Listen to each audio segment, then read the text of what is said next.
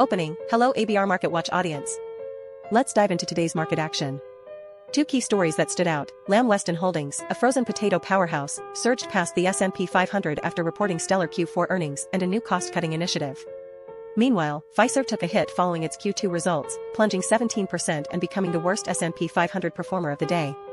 Market mood, the U.S. stock market index, US 2000, continued its impressive run, hitting 2,276.00 index points, marking a fresh high since February 2025. Over the past month, it's climbed by 5.18%, and over the past year, there's been a 3.54% growth. Market action, U.S. stocks soared today, with the S&P 500 reaching a fresh high at 6,350, fueled by a trade deal between the U.S. and EU, following an earlier agreement with Japan. Tariffs on EU imports were reduced from 30% to 15%, while corporate earnings also contributed positively.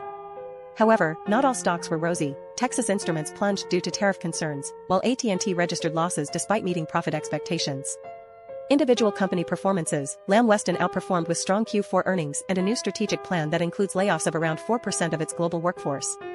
The company expects continued demand for French fries amid economic pressures and anticipates sales to remain between $6.35 to $6.55 billion in 2026.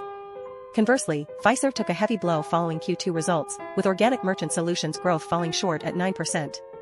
The company adjusted its full-year organic revenue growth expectation to roughly 10%, down from 10% to 12%. Upcoming events, Tesla and Alphabet are expected to report earnings shortly, with little movement in their stock prices ahead of these reports.